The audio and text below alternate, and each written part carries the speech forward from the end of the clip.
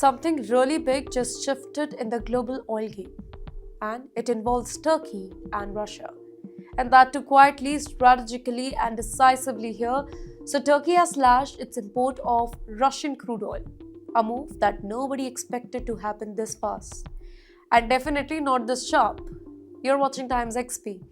My name is Dhruti, and for months, even years, Turkey was one of Russia's strongest oil buyers. When Europe turned its back on Russian crude oil after the Ukraine war began, Ankara stepped in. In fact, Turkey became one of the top buyers of Russia's crude oil, second only to India.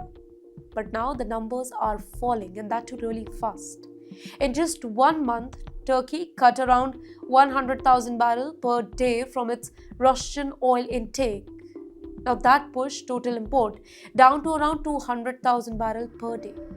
A dramatic drop, a clear signal, a message to the world and the US.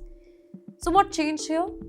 Of course, sanctions, pressure, and a ticking European deadline, and of course, the United States. So the US has tightened the screws on Russian energy companies, including giants like Lukoil,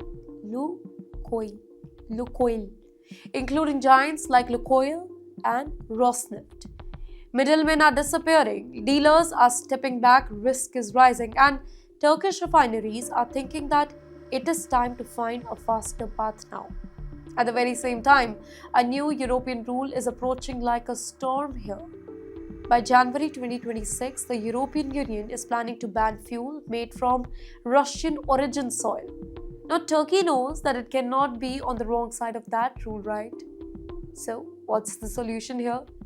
Switch the sources, change the blend, diversify, and that too very quickly. As Russia's crude declined, other oils started flowing in from Kazakhstan, from Iraq, and from alternative supplies as well, including a blend called CPC, which may pass through Russian ports but actually comes from the Kurdish fields, and that makes it sanction safe.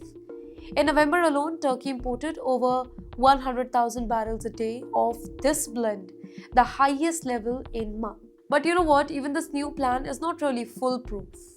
There were attacks on the key pipeline terminals. There are shipping risks. There are supply limits. Right now, the Mediterranean does not offer many alternatives that match the quality of Russia's crude. Specifically, here we are talking about the Urals. Yes. So Turkey is walking a tightrope. Reduce Russia, avoid sanctions, protect supply, maintain stability here. And now here comes the real politics.